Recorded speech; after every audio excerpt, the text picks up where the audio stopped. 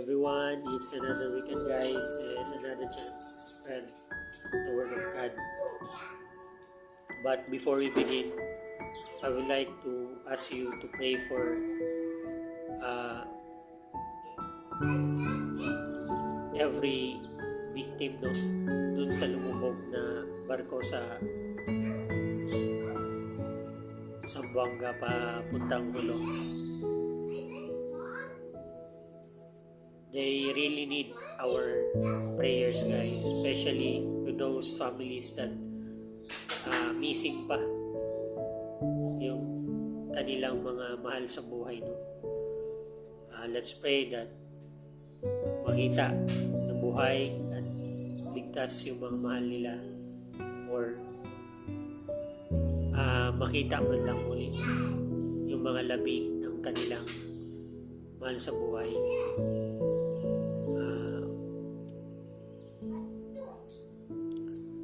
We mourn for the life, for all the life that has been lost, and we hope na makita nga yung mga katawan ng kanilang minamahal. So,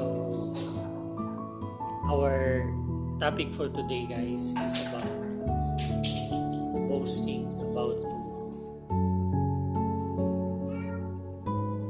So, in James 4:13-17, it is said, "Go to now, ye that say, today or tomorrow we will go into such a city, and continue there a year, and buy and sell, and get gain. Whereas you know not what shall be on the morrow, for what is your life? It is even a vapor that appeareth for a little time, and then it vanisheth away. For that you ought to say, if the Lord will, we shall live and do this or that."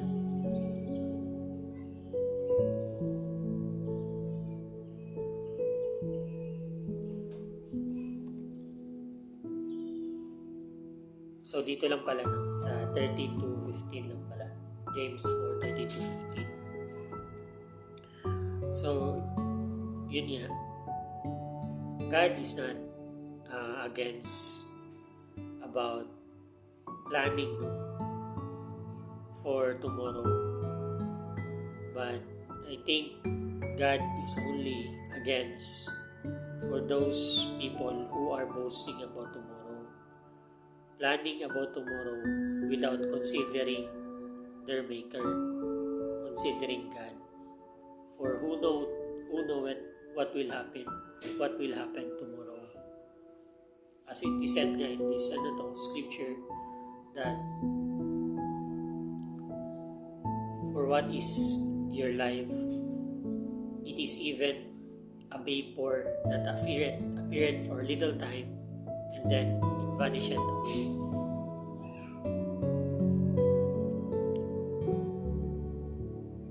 So, especially in verse 15, ang sinasabi, for that you ought to say,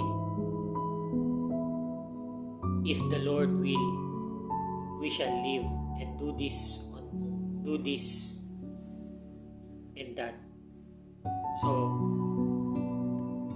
kaya naging very popular to sa mga Christians,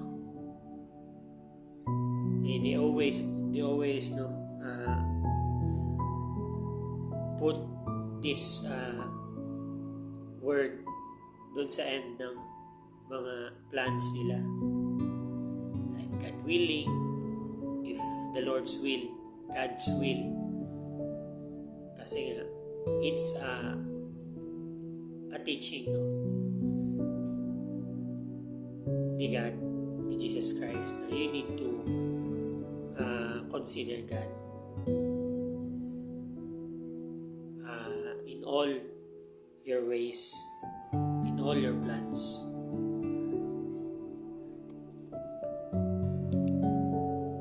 In Psalm 90:10-12, the days of our years are 80 years and 10, and if by reason of strength they be 80 years, yet it is their strength, labor, and sorrow.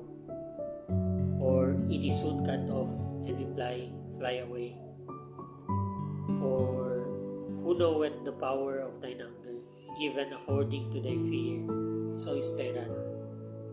So teach us to number our days, that we may apply our hearts unto wisdom. So, very short, no? Yung life, at isiset nga dun sa James, no?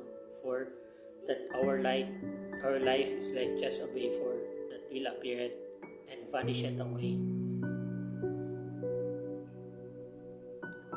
And in this scripture also in Psalm 90, it is telling us that what is our life?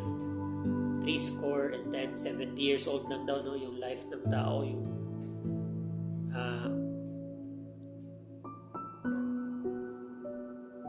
parang in general life ng tao, no? 70 years lang, 70 years and 10. Pero dahil yung iba nga matitikas, laging malalakas yung katawan dahil sa nag-i-ehersisyo or dahil sa labor ng trabaho nila, no? Could be 80 years of 80 years or more. Pero usually 70 lang talaga. And yung last verse nga, teach us to number our days, that we may apply our hearts unto wisdom. Wisdom is knowing that God is sovereign. God is the ultimate reward or gift or prize that we can have. So, if we will disregard God and His ways, we might find ourselves na aging ba and weak, no? Pag matanda ka na. So,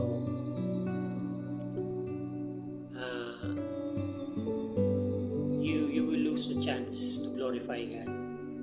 What I mean, guys, is while you are still young, consider your life, consider your future, consider eternity, the life that will not end, no? It's like a sun, no? Who can number sun in this earth? So yun yung comparison ng eternity. Compare your life for now, your riches, your comfort, your joy, your everything. You might have all of it, guys, but if you lose eternity with our God, that is the most foolish thing to do. So, what I'm trying to say is, consider eternity and make it a priority also in your life.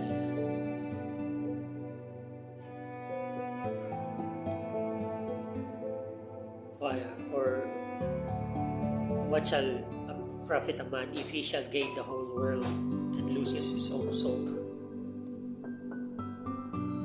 But if we seek first the kingdom of God, all shall be added unto us. God will redirect our life into goodness, no? Into blessing. Especially, we will truly be rest assured because we will be with Him in His kingdom when we die for all throughout eternity. That's the most peaceful thing, guys. The true peace, no, that we can have. So, yung mga next na verse na yun, babasahin ko, guys, is encouragement na. So, like in Micah 6:8, He that showed thee, O man, what is good, and what doth the Lord require of thee, but to do justly, and to love mercy, and to walk humbly with thy God. Very encouraging lang talaga yung mga verses na to, guys. That's why I like also to share to you what required of thee, what that the Lord required of thee.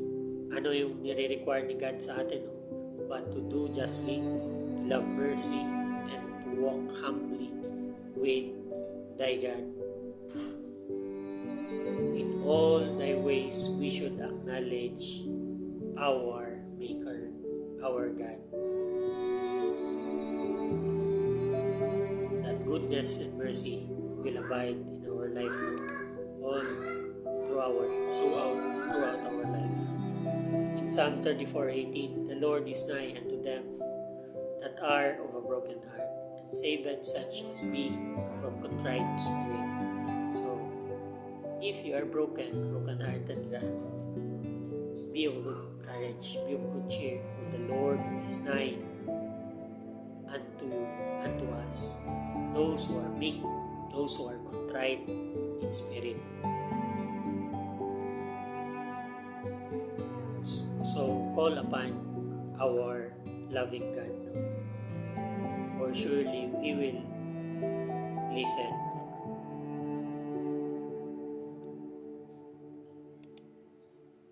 Save us. For a day in thy courts is better than 1,000. I had rather be a doorkeeper in the house of my God than to dwell in the tents of wickedness. Napakaganda. Psalm 84:10. For a day in thy courts is better than 1,000. Imagine mo. Isang araw, no, sa court ng ating Panginoon is better than 1,000 days. I had rather be a doorkeeper in the house of my God than to dwell in the tents of wickedness.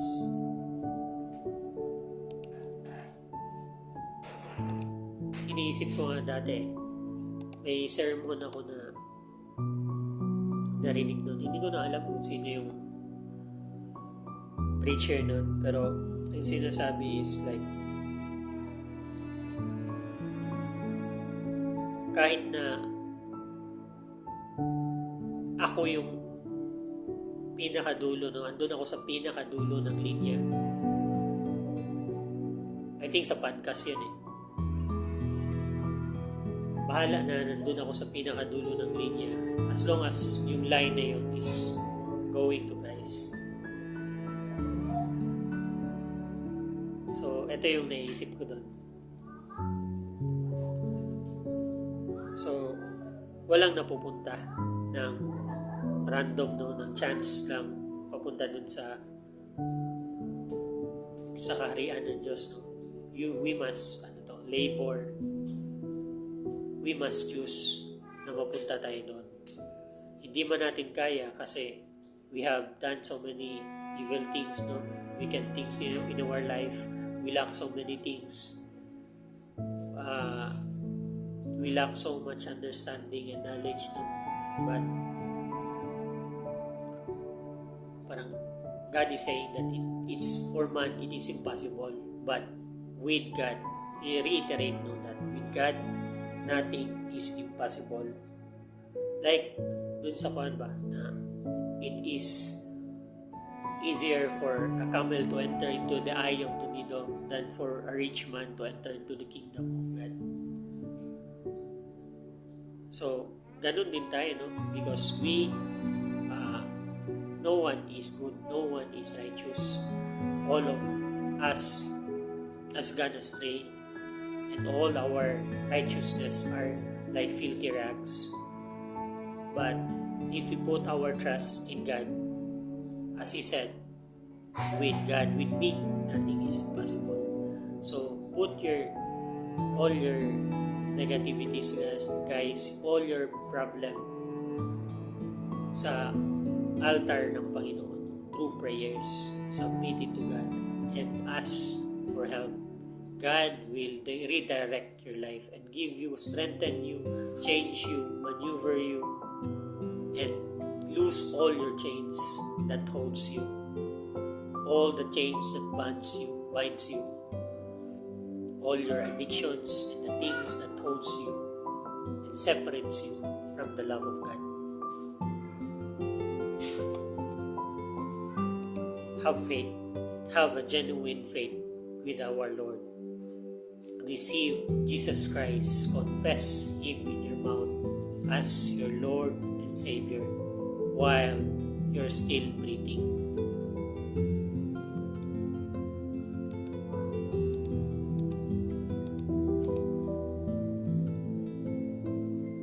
And it is the best, no, na in your young age, you will give your life to Jesus. Pero even though na may edad ka na o talagang doon ka na sa last days mo, no, last years mo, no, matanda ka na talaga, no, it's not yet too late. There is no too late. You only need to repent and ask God to come into your life. Receive Him as your Lord and Savior. Remember guys, yung perpetrator na nandun katabi ni katabi ni Jesus Christ dun sa cross, na criminal ba? Hindi naman yung Christian yan. Siguro first time niya pa yung nakita si Jesus Christ at that time. What He said, yung isa ang sabi, if you are God, if you are the Son of God, come, save yourself and us. Tulungan mo yung sarili mo at kami. And then yung isa naman, ang sabi, hindi ka ba natatakot? For we are justly condemned, no? For talagang tayo, makasalanan tayo. But this man, he did nothing wrong. Si Jesus Christ yun. At sabi niya, Lord, receive me when you come into your kingdom. Tapos ang sabi ni Jesus Christ, no, hindi yun siya, criminal. Wala, dami siguro talagang sabi ni Jesus Christ, this day, you will be with me in paradise. So, hindi ibig naman sabihin na, sige, sa last minute na lang, no? God ponders our heart. So, you are so full if you will do it like that. Sinasabi ko lang, if yung chance is nandun ka na, no, sa hindi mo naman sinasadya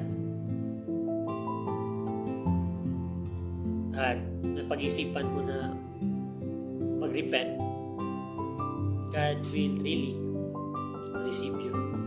Pero if you will plan it now, there is a lot of chance. Do not wage or do not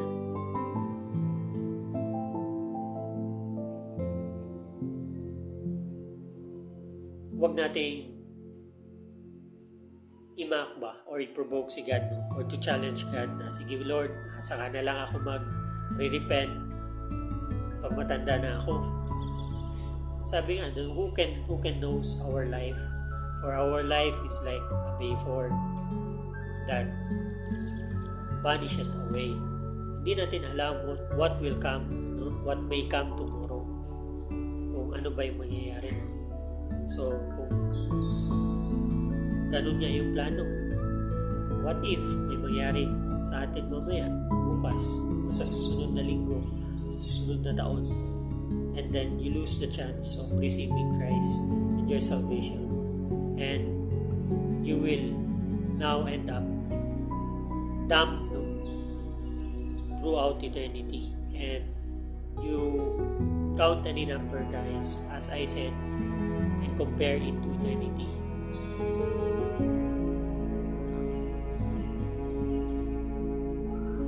Like numerous as the sun, yun yung eternity. Yun yung mawawala sa'yo. So, be wise about your salvation.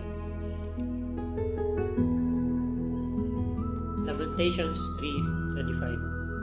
The Lord is good unto them that wait for Him, to the soul that seeketh Him.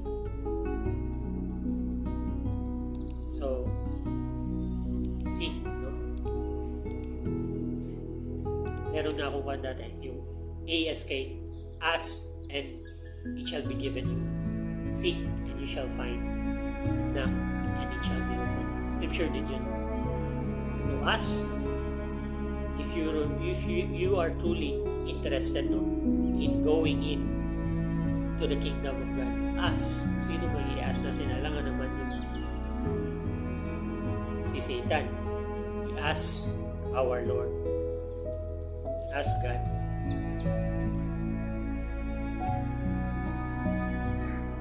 And no one, as God says, no one can come up into heaven, no, except through Christ Jesus. I'm the way, the truth, and the life, and no one comes to the Father except through me. So Jesus Christ is the door. He's the only door. Walang other mediator, for there is none other mediator between God and man. It is Christ alone. So, you can say na, pwede naman ganito, but scriptures, yun yung fundamentals natin eh. Yun yung foundation. You must build your faith dun sa foundations and not on those, cultures, cultural belief, or hearsay, or yung interpretations ng ibang mga tao o sino pa. For those who will trust in man, they are cursed. Cursed is the one that trusted in man, but blessed is a man who puts their trust in the Lord. So yung Bible, yung fundamentals natin, and the Bible says, and the scripture says, Jesus Christ says that I am the mediator. There is only one mediator. Hindi mo sinabi there is two mediator. There is three mediator. Ang sinasabi, there is one mediator between God and man. Mediator means an ambassador ba? Between God and man. No? There is only one door. So put your trust in the Lord. Ask God if you are in doubt. Ask God through prayers. Lord Jesus Christ, if you are truly the Son of God, if you are truly the only way into heaven, Lord, reveal yourself to me. For I want to be in your kingdom, to be in heaven. Wala namang wala. Kung iba man yung faith mo. And so on and so forth. So the last scripture is in Psalm 27. One thing I have desired of the Lord, that will I seek after, that I may dwell in the house of the Lord all the days of my life, to behold the beauty of the Lord and to inquire in His temple.